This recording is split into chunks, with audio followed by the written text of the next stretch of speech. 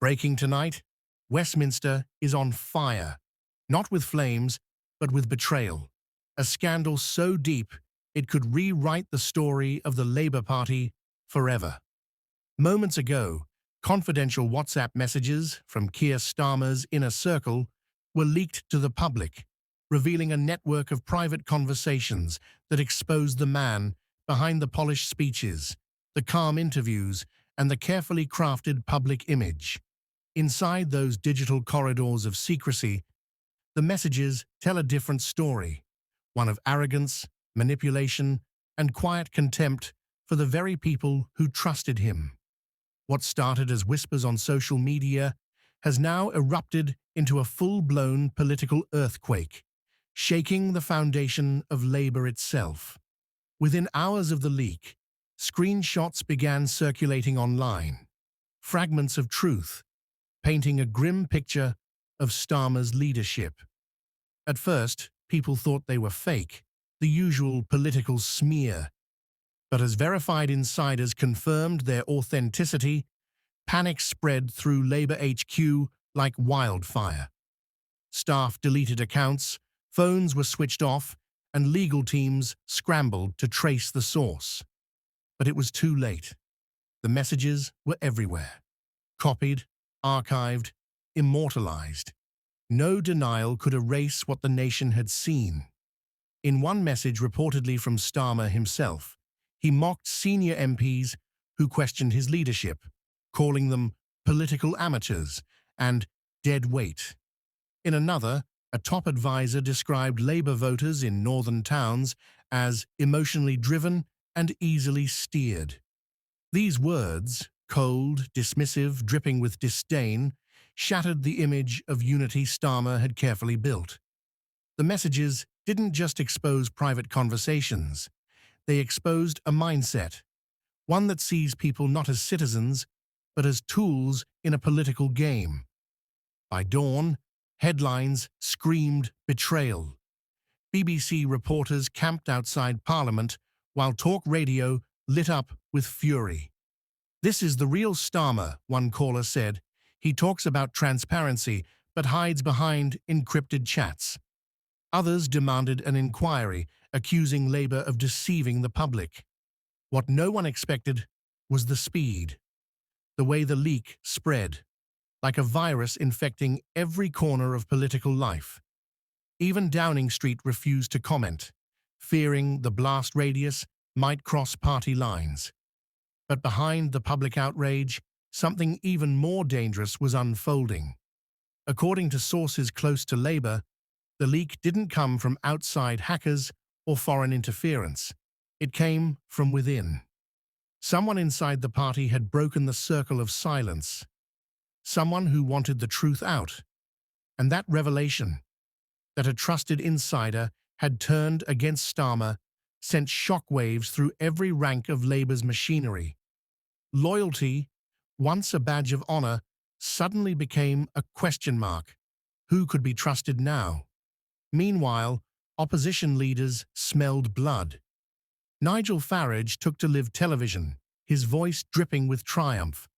"Starmer's mask has finally slipped," he said. "He's not the man of the people. He's the man above the people." Conservative MPs echoed the outrage, calling for a parliamentary hearing. Even long-time Labour allies began to distance themselves, afraid of being dragged into the digital inferno. It wasn't just about the messages anymore. It was about what they represented, hypocrisy at the heart of power. As the day unfolded, the story grew darker.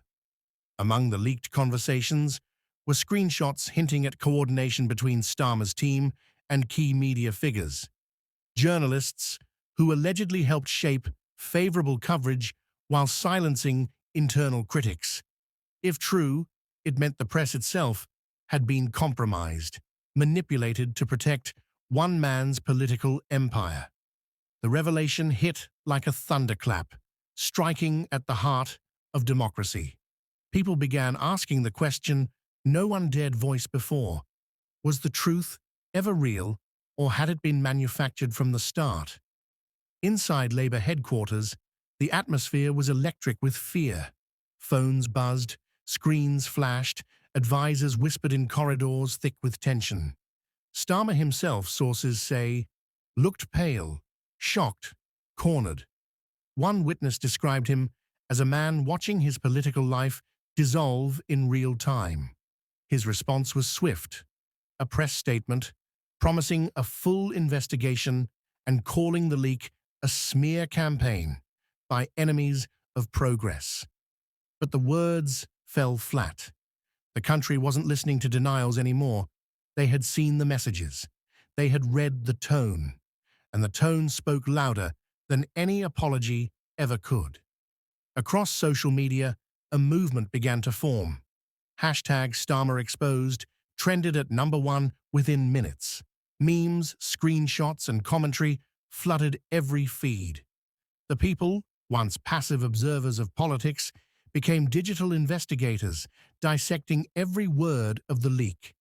Ordinary citizens, journalists, and even anonymous insiders joined forces to uncover what else had been said, who else was involved, and how deep the deception truly went. It felt less like news and more like revolution. Yet amid the chaos, one question echoed across the nation, a question no one could yet answer. If these messages were real, what else has been hidden from the British people? And who or what is about to expose the rest? By the following morning, the streets of Westminster no longer buzzed with routine chatter. They trembled with suspicion. The WhatsApp leak had torn through every layer of the Labour Party like a political hurricane. Inside the echoing marble corridors of Parliament, conversations dropped to whispers, glances darted like shadows, and every phone call felt like a potential betrayal. Journalists camped outside every entrance, cameras flashing, their questions sharp as knives. Who leaked it? Is Starmer finished? Was it someone from inside the shadow cabinet? Behind closed doors, Labour HQ was a fortress in panic. Starmer convened an emergency meeting, a war council of sorts, summoning his most trusted advisors, though trust itself had become a dangerous word. Every face in the room told the same story. Fear. Some stared at the table, others at their phones. Nobody dared meet Starmer's eyes. "We'll find who did this," he reportedly said, voice low, cold, restrained. But deep down, they all knew. This wasn't just about finding the leaker. It was about survival. Then came the second shock. Another batch of leaked messages appeared online. This time, far worse. The new screenshots didn't just show gossip or arrogance. They showed strategy. They revealed private discussions between Starmer's team and senior media producers about manipulating coverage of internal scandals and even blacklisting MPs who refused to fall in jobs, line. one at Goldman Sachs and One one at the message Bank of read, England. "We Salary can't afford another Rayner moment. Silence her before conference." The public gasped. The press couldn't believe what it was reading. The deputy leader, Angela Rayner herself, was now a target of her own leadership's communications. Rayner's reaction came fast. Her statement, sharp as glass, cut through the noise. If these messages are true, the British public deserves to know how deep the rot goes. That single line hit harder than any speech she had ever made. It wasn't defiance, it was a declaration of war. And within minutes, the Labour Party split into two camps, those who stood with Starmer and those who saw an opportunity to finally challenge his rule. The rebellion had begun. Meanwhile, Buckingham Palace quietly entered the story. A senior royal aide, speaking anonymously, confirmed that the king was watching the situation closely. The reason for the palace's concern soon became clear. Among the leaked texts were comments mocking royal protocol, describing the monarchy as a decorative inconvenience in a nation that still reveres its traditions. Those words landed like an insult to the crown itself. For King Charles, a man balancing modern duty with ancient symbolism. This was more than political theatre. It was a direct affront to the institution he embodied. By mid-afternoon, whispers turned into storm clouds. Parliamentarians demanded that the Speaker launch a formal inquiry into the leaks, while Labour's Ethics Committee scrambled to contain the damage. A report leaked to the press revealed that several messages had been exchanged on encrypted Let's just bring you devices these new provided by pictures the now party, showing the egg meaning the throwing scandal could cross into criminal territory. The phrase data breach began circulating like poison. Starmer's legal team prepared statements, but the tide was unstoppable. Every hour brought a new revelation, a new screenshot, a new betrayal. In the midst of the chaos, one name began to surface. A quiet figure in Starmer's digital operations team. Someone with full access to internal communication archives. Insiders whispered that this person had grown disillusioned, disgusted by what they saw behind the curtain. They didn't leak the messages for money or politics. They leaked them out of conscience. If true, this wasn't a hack. It was a moral rebellion. The press latched onto this angle with feverish excitement. The insider, as the tabloids dubbed them, became a symbol, part hero, part ghost.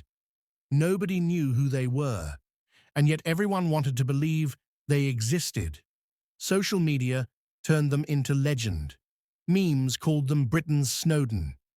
But unlike Edward Snowden, this whistleblower wasn't in exile. They were still here, somewhere in the system, watching it all unfold.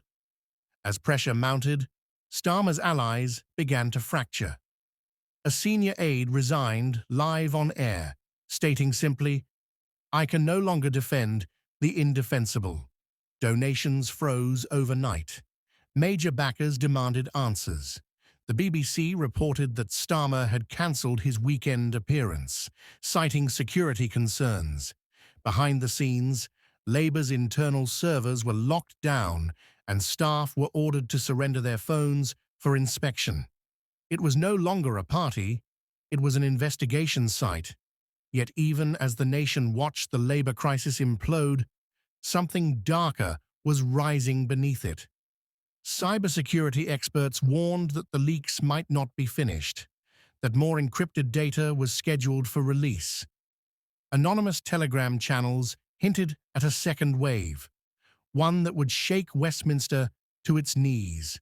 Nobody knew if it was a bluff or a warning. But when one of those channels issued a cryptic message, the real betrayal hasn't been revealed yet. Even intelligence services reportedly took notice. In pubs, living rooms, and offices across Britain, people no longer spoke about policies or promises. They spoke about deceit, control, and corruption. The trust that once tethered politicians to the public had finally snapped. For many, this wasn't just a scandal. It was proof that the system itself was rotting from within. London's skyline still glittered under a pale grey light, but behind the calm, the political heart of the nation was ready to implode. Overnight, the mysterious Telegram channel, known as the Insider Files, posted a single message that sent the country into chaos. Phase 2 begins at noon. No context, no warning, just that. Within minutes, newsrooms across the UK went into overdrive. BBC producers, Sky News editors, and online journalists huddled around glowing screens, waiting. Twitter counted down like New Year's Eve. When the clock struck 12, servers crashed, not from hackers, but from the weight of public outrage. Thousands of new files began circulating. Videos, voice notes, private documents, and, most damningly, internal discussions between senior Labour figures plotting media manipulation, policy reversals, and quiet deals with foreign donors. This wasn't a scandal anymore. It was a collapse. Among the recordings was a voice many recognized instantly. Starmer's calm, deliberate, calculating tone. He could be heard discussing public control and narrative management. In one clip, he reportedly said, "We can't trust voters to decide on emotion. We must steer them." Those words hit like a bullet through the heart of democracy. Starmer's image as a principled reformer dissolved in seconds. Commentators called it the biggest political betrayal since the expenses scandal. Only this time, it wasn't about money. It was about truth. Hi,